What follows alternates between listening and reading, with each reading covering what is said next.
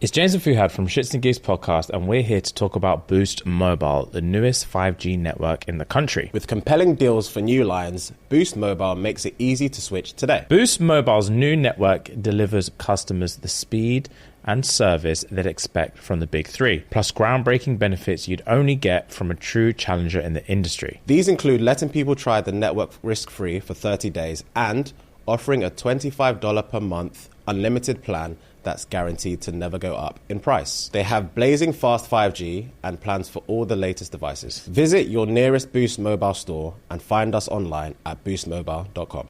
When Ram won its first Motor Trend Truck of the Year, it was celebrated. But after 7 times, what's left to say? The trophy speaks for itself. And now, so does the deal with Employee Pricing Plus. Stop by your local dealer today and take home a Ram truck. Ram, 7-time Motor Trend Truck of the Year. Nothing stops Ram. Offer valid on select 2024 and 2025 Rams for non-FCA employees and retirees. $200 admin fee applies. Not all buyers will qualify. Restrictions apply. Does not apply to leases. See dealer for details. And 6/30/25. Ram is a registered trademark of FCA US LLC.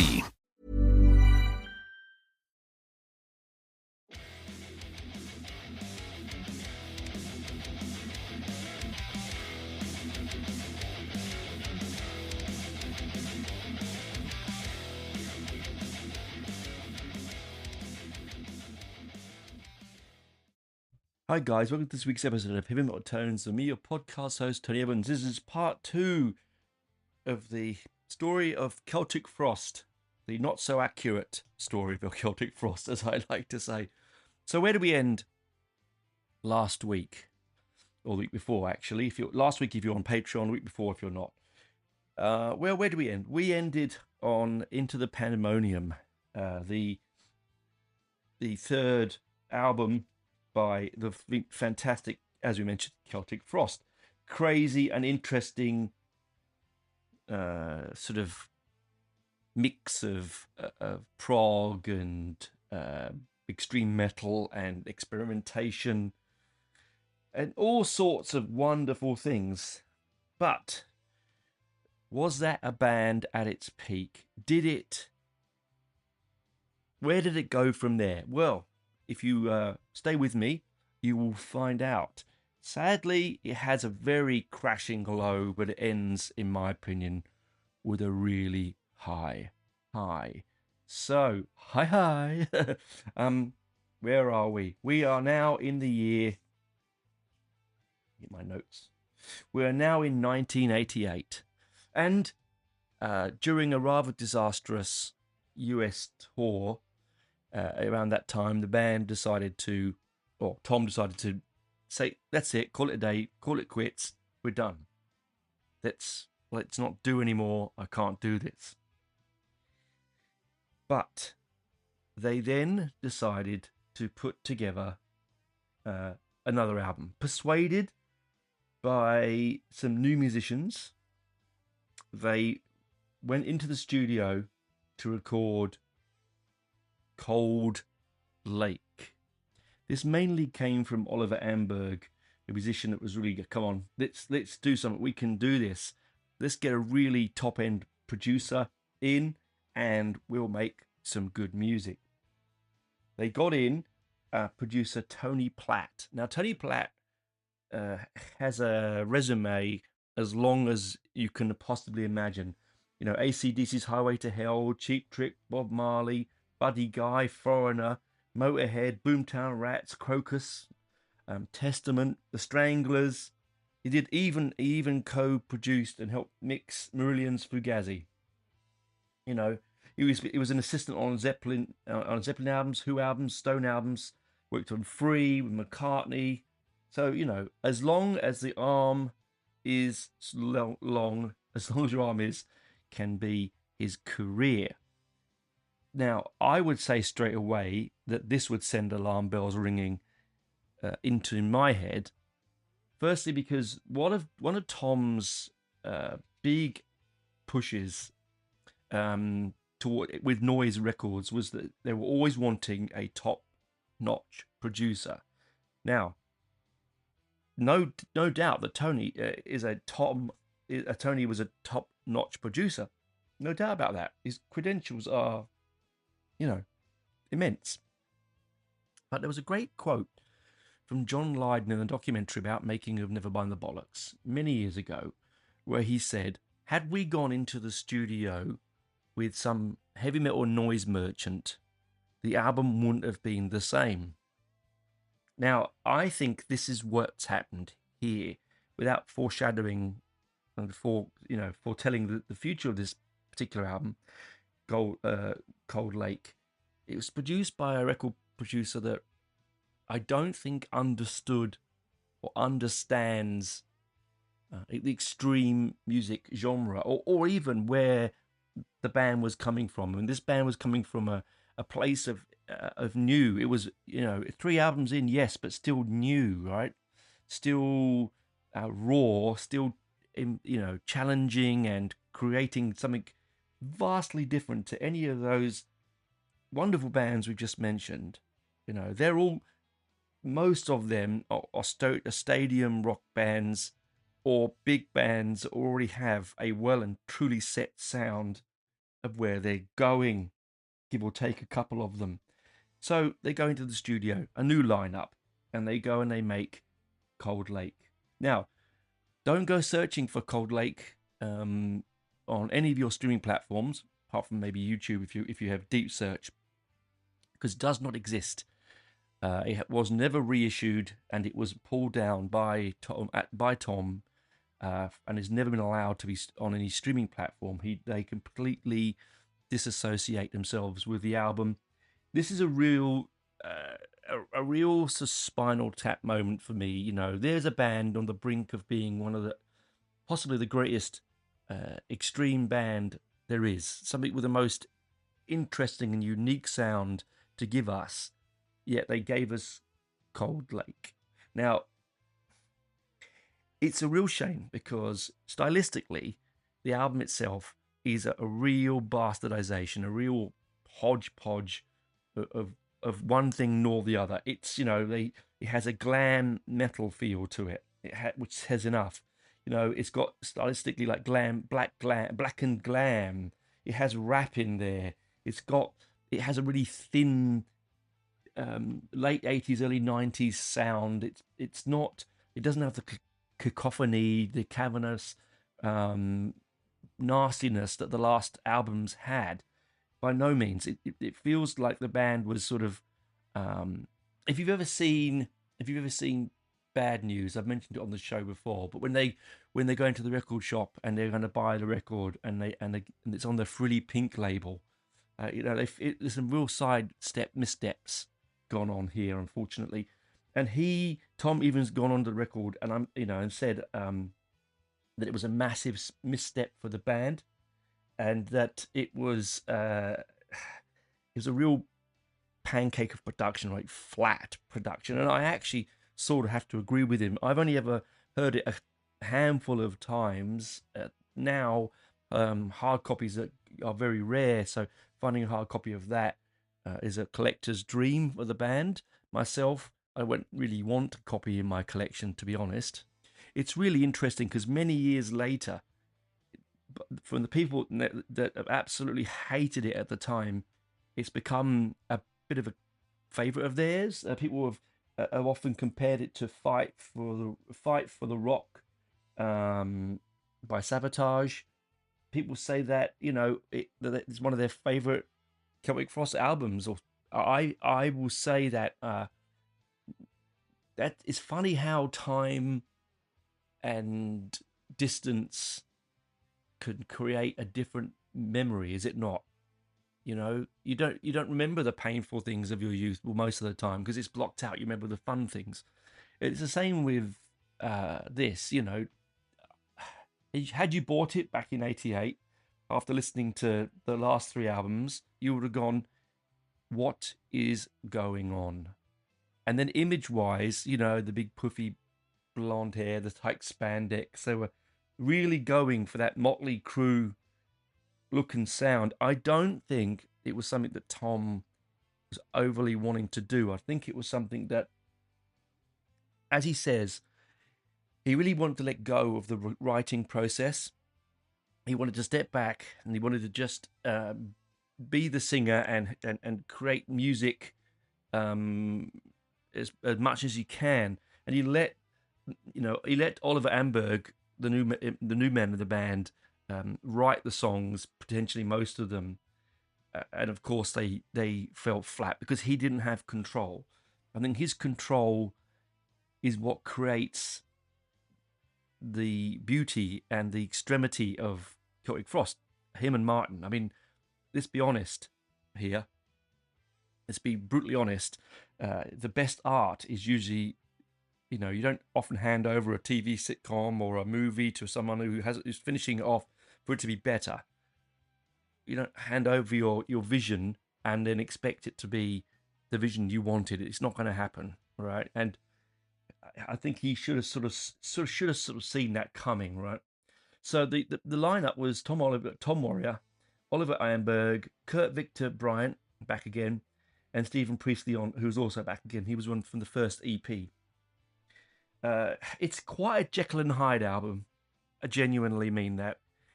There are moments where I put it on and I think, oh, yeah, I get this. This is experimental. Reminds me of a bit of early The, and I'm getting that sort of 80s, feel.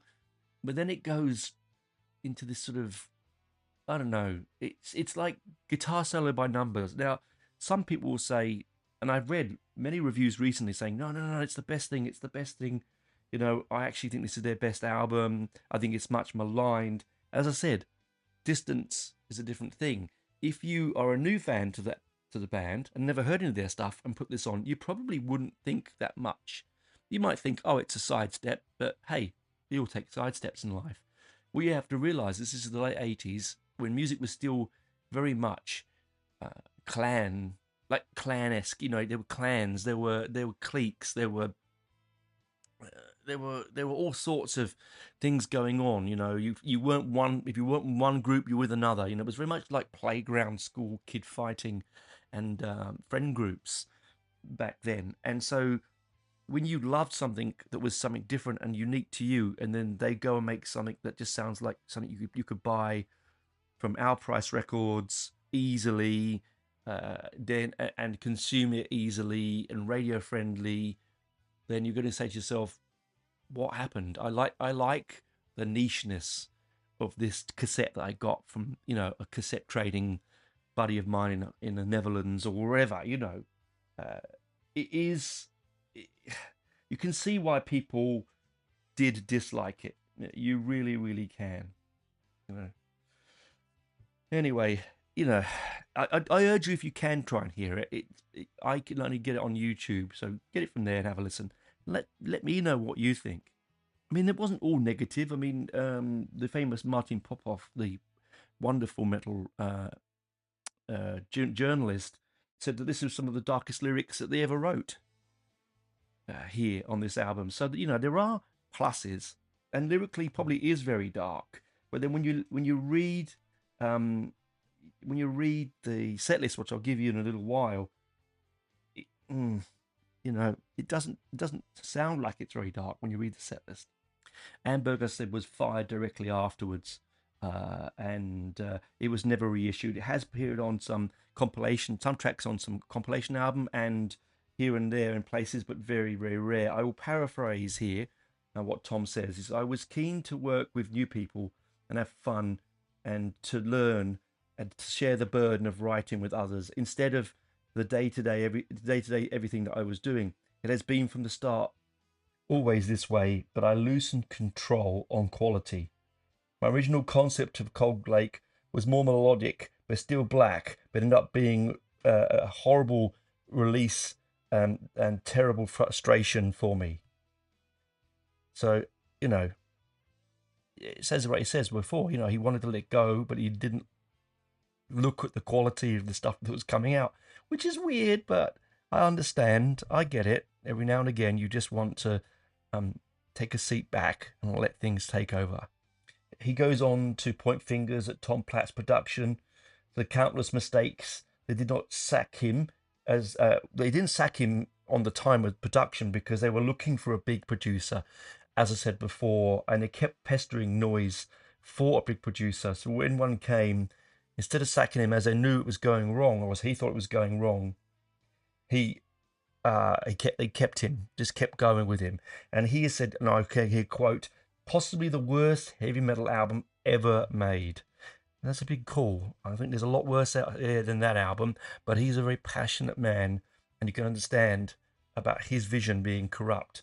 Here is the lineup, the album tracks. Okay, you go Human, intro, Seduce Me Tonight, Petty Obsession, Once There Were Eagles, Cherry Orchards, Juices Like Wine, Like Velvet, Blood on Kisses, Downtown Hell, Dance Sleazy, Rose Without Thorns. I mean, really, Downtown Hell, sorry. I mean, it sounds like a Sunset Strip album, doesn't it? At that time, that was the big thing, wasn't it? That was the mover and shaker in the movie, in the heavy scene then, was that sort of androgyny, that sort of swagger. Anyway, that wasn't their third album, but it was their fourth album. I do apologise. I've said third album twice now. I don't know why. I just did. It was actually their fourth studio album. And I wonder if you noticed. I know that I just noticed it because I'm reading my notes and going, hang on. And in the back of my head, it was itching, going, no, it wasn't their third album. Of course it wasn't. It was their fourth. Oh, dear, dear, dear. So we've had this crashing low. The band splits up. The band's had enough. It gets back together again. It gets a new lineup. It gets persuaded to make this melange of tedious, horrible music, according to them. And I'm paraphrasing Tom here. If you love that album, I don't mean that. I just saying that's what, paraphrasing. Where do they go from there, and what has this done to their career? Well, let's find out after the break. See you then. And now, a next-level moment from AT&T Business. Say you've sent out a gigantic shipment of pillows, and they need to be there in time for International Sleep Day. You've got AT&T 5G, so you're fully confident. But the vendor isn't responding, and International Sleep Day is tomorrow. Luckily, AT&T 5G lets you deal with any issues with ease, so the pillows will get delivered and everyone can sleep soundly, especially you. AT&T 5G requires a compatible plan and device. Coverage not available everywhere. Learn more at att.com/5G network.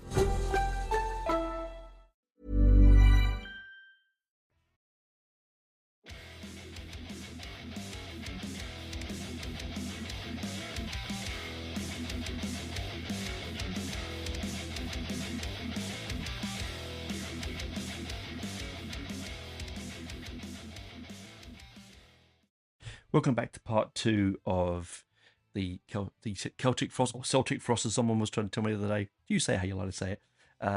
Story of their career and the brief and almost accurate history of the band. So, you've released 3 amazing albums, 1 dismal failure, 1 creative sidestep, 1 creative failure. Doesn't mean you're a failure. I think it means that they made some unwise choices at the time, and it does happen. They dismissed Oliver Almberg, and Martin Ain returned.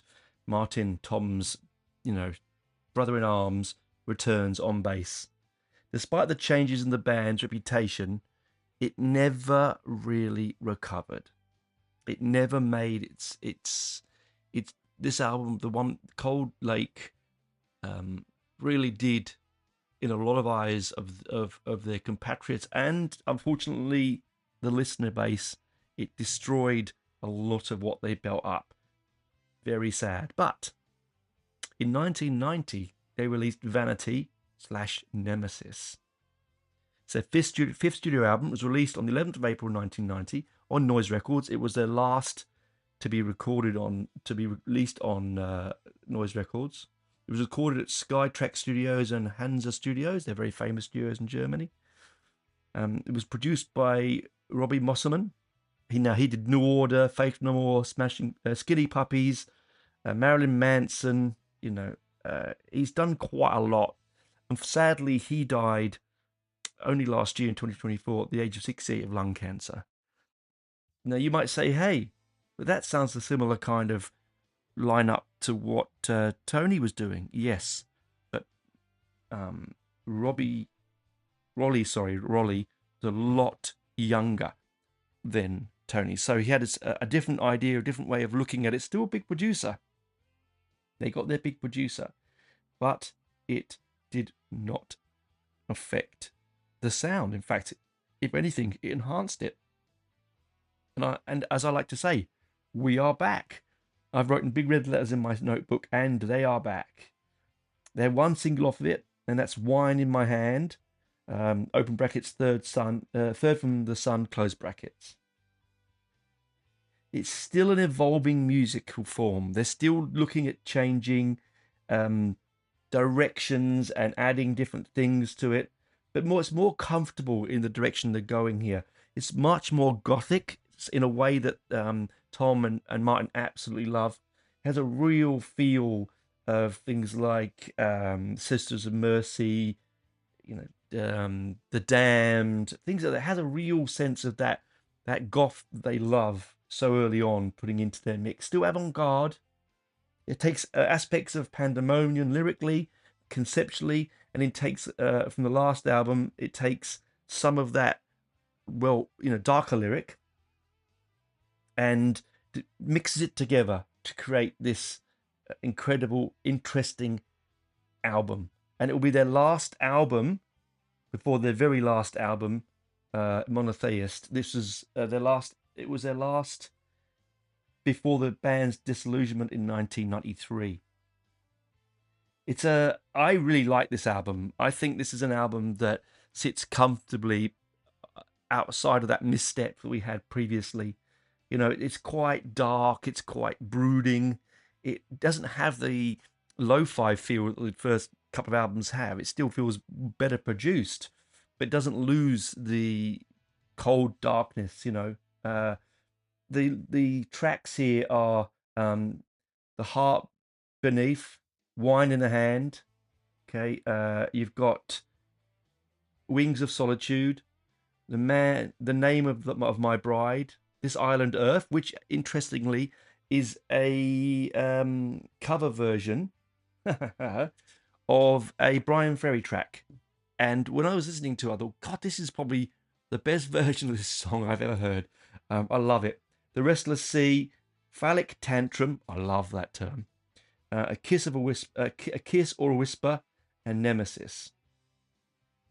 It really is a softer sound, but a heavier sound. It's got far more depth to it than a lot of that misstep that we had. But also, I think it almost runs on directly from Pandemonium, and you wouldn't really know.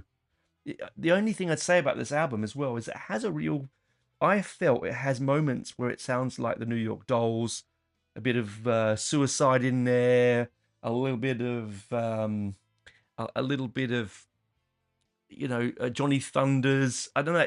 There's a bit of swagger in it that you don't really get with last couple of albums. Now the band had additional musicians.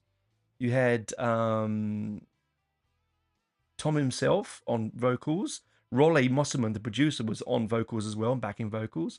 Michelle Amar was on vocals, and Uto Guthrie on backing vocals. So you had a lot of female singing in this album, which is another thing that I really like. He's often been known for Tom likes to bring some female vocals in the album. He likes that kind of hammer horror sort of gothic feel that you get. I think this is quite a treat to listen to after the last album. It's not as heavy. It's a slightly lighter direction, if I want to be honest, but it feels very unique and very band. It's very them. It's very on trend to them. Still has heavy riffs, still chuggy, chuggy, chuggy. It hasn't all gone, but there is just a little bit of polish added to it, which, is what they wanted to do. If I was to think, where are they going, listening to the first three albums, then the last one, and going, where are they going? What's happening now? Now, for a band that had fallen flat on its face metaphorically producing an album that they won't even put out, that they don't even want played, that they don't even want people to own, let alone listen to. Where do you go? Like, how do you lift yourself up? Do you go back and go full force brutal? Do you go, no, we're persevering with this sound, we're going to try and see where it goes? Or do you try and come up with a completely different sound? And I think what they've done here on Vanity and Nemesis is they've gone in a tug of war in two directions, yet they're not being pulled. None of them is a stalemate. They're not being pulled across the line in either direction. It's not experimental enough. Yeah, it's not. It's very heavy. It's not heavy enough. Yeah, it's quite commercial. It's got interesting dark overtones. It's got interesting lyrical concepts. It has it's a sort of a, I think, what would have been a fantastic final album had this been it, because they didn't apologize to the audience by going back and being straight back to their first roots again and being this DIY black metal Venom inspired album, Venom inspired band.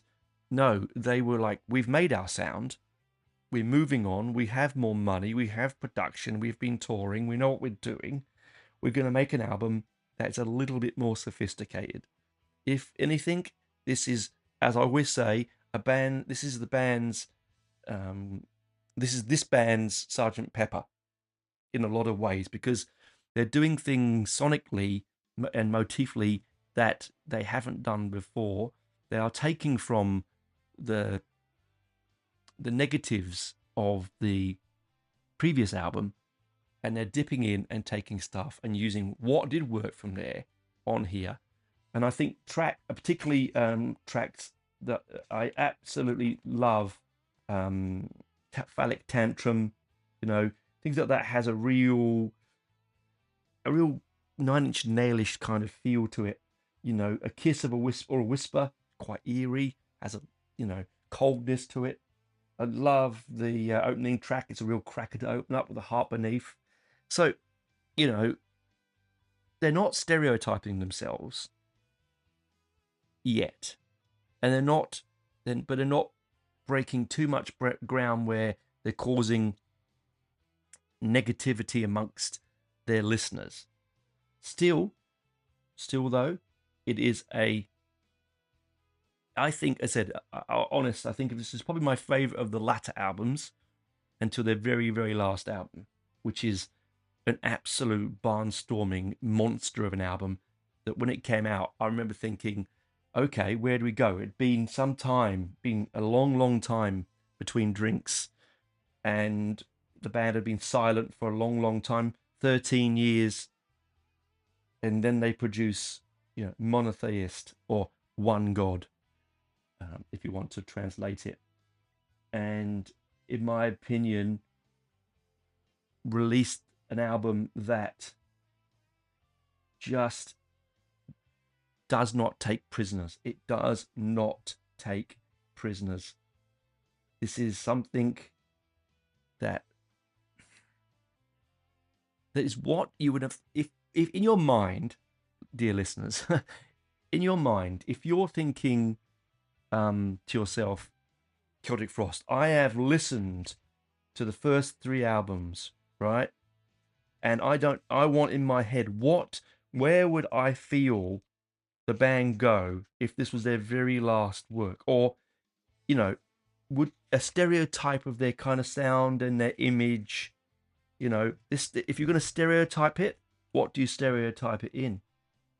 And this, weirdly, is the album for that. By no means is it a stereotype album. No. This is just an album that completely is the complete and utter image of the band itself. This is the album that you put it on, you go, Christ, this is exactly what this image in my head has. It's like why I dislike Kiss on such a great level. Firstly, I don't like their music. Secondly, I was always confused as a young boy.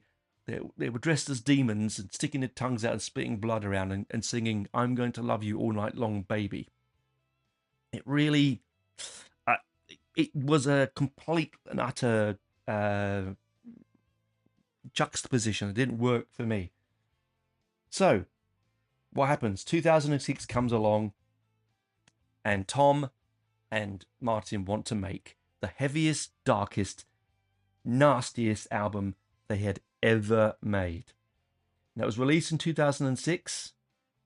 Both critics and fans welcomed it, returning to the darkness, which is, very much something that they really needed to do, because they had sort of got lighter ever since Morbid Tales, gradually. But this is a real doom album. This is a real extreme, black, doom-laden masterwork. This is, for me, possibly their best album. Definitely one of their best albums. Is it their best album? I don't know. I think it's certainly close to Pandemonium, but it's pretty amazing. They headlined Wacken Outdoor Festival, and they did their first shows in Japan, and then the band broke up in 2008. So they weren't around for a long time on the release of this album. Their very final show was in Mexico on October 2007. It was just... Tom left the band saying that he could no longer... There was too much artistic differences, and it eroded the band to the point where they had to move on. Now, he then went on to form Triptychon, and they have played like a lot of Celtic Frost covers since then. Are they really covers if it's his songs? I don't know, but you could say that. Anyway, let's get back to this final last album, Monotheist. Tom and Martin said, as I said, they want to make the darkest album that they'd ever seen. They want to make it haunting. They want to make it real. They want a real tribute to 80s goth, like Sisters of Mercy, The Mission, Susan the Banshees.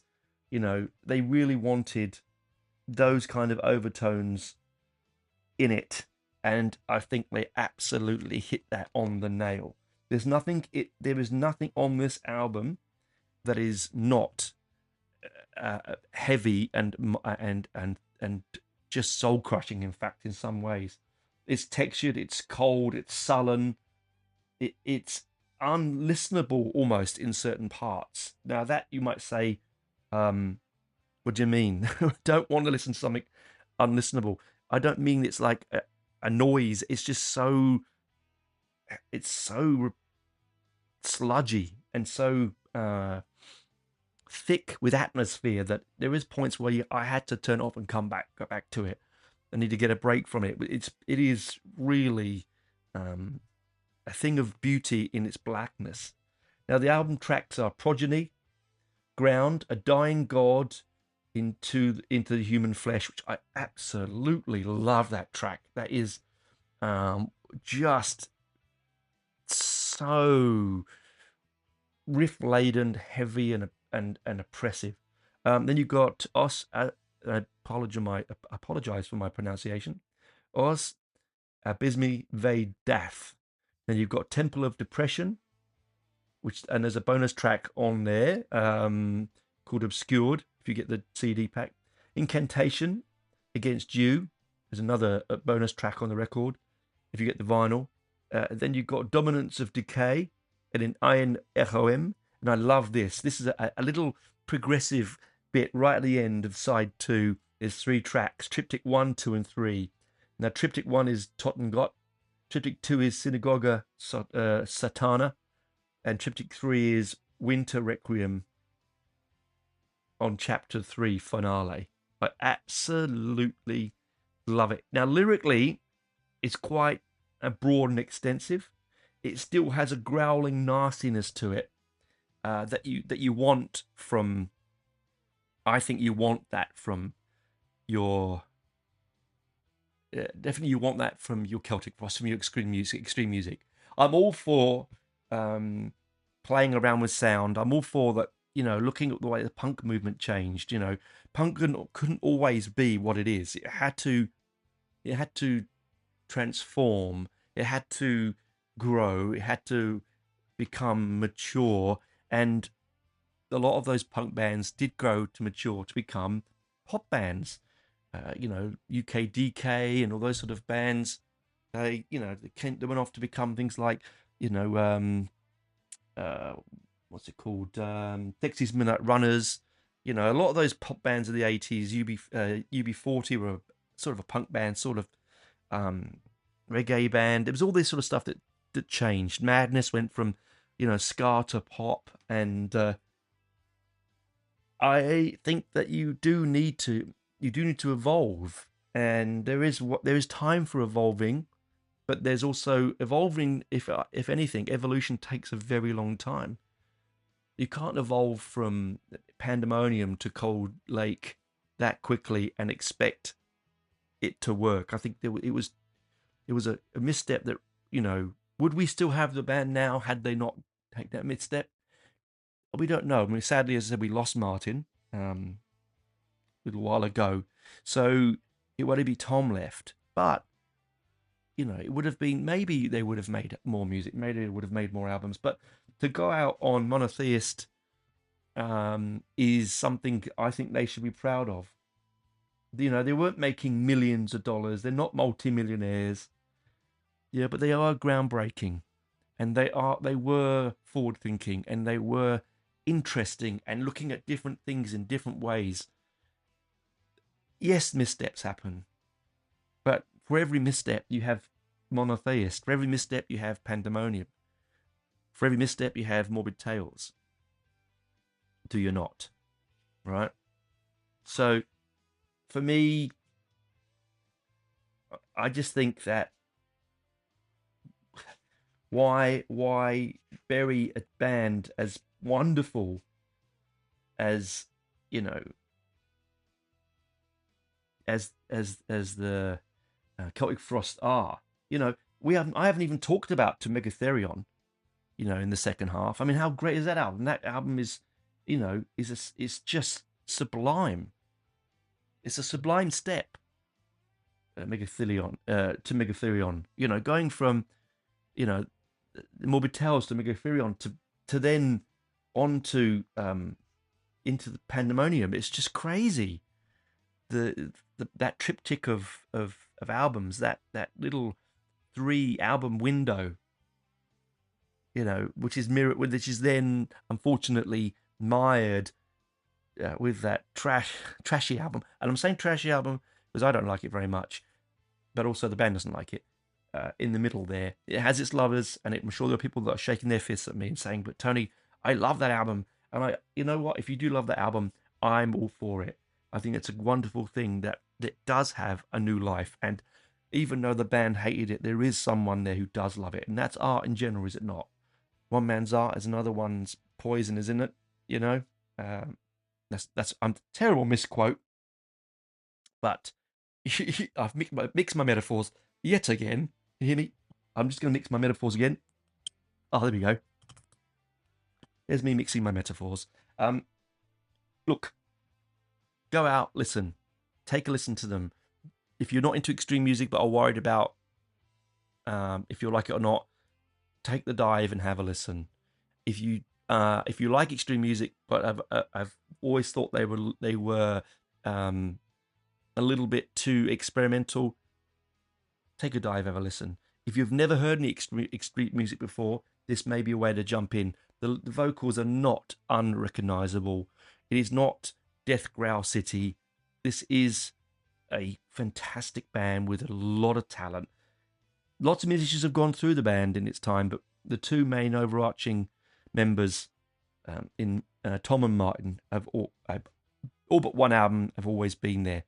So what I say is, thank you, Celtic Frost, for giving us this music and just a fantastic story. And it's a wise tale of not to reach out above your station too quickly and to not lose control of your spiritual art form, and not let lose control of what your direction is. Because as soon as you hand it over to someone else who doesn't really care, it is going to fall apart. Only one person can tell you how wonderful your art is, but it's you. Only one person can say, I know where I want it to go, and that's you. So take heed from this story. Don't let go of your musical ideas or creative ideas. Don't give them to someone else to do and then complain that it didn't turn out properly because you weren't watching. That's not an excuse now, as you can clearly hear. Anyway, that's enough for me. I hope you enjoyed it. I really enjoyed diving into the band and their albums. You know, as I said before, this is the wholly accurate or maybe inaccurate story of Celtic Frost. Either way, I'm sure there's someone who's going to shout at me and say, you didn't say this, you didn't say that, this is wrong, this is wrong. I don't care. This is the notes that I find when I do my research. If I've missed something, I missed something. If you've learned something new, even better. Anyway, bye for now. See you next week.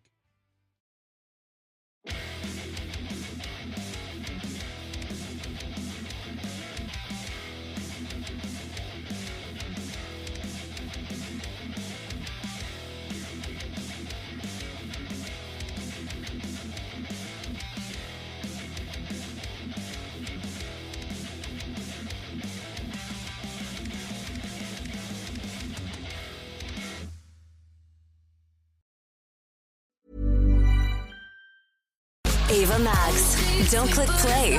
The tour. Live across North America in 2025. Get tickets Friday at livenation.com. Bubba Wallace here from 2311 Racing. Funny thing about being fast, you end up waiting a lot. First to show up, first in line, then just waiting. Me, I rev up Chumba Casino. With over 200 social casino games, no slow lanes here. Why sit around when you can spin? I'm already racing. Your turn. Play for free at ChumbaCasino.com. Let's Chumba. Sponsored by Chumba Casino. No purchase necessary. VGW Group. Void where prohibited by law. 21 plus. Terms and conditions apply.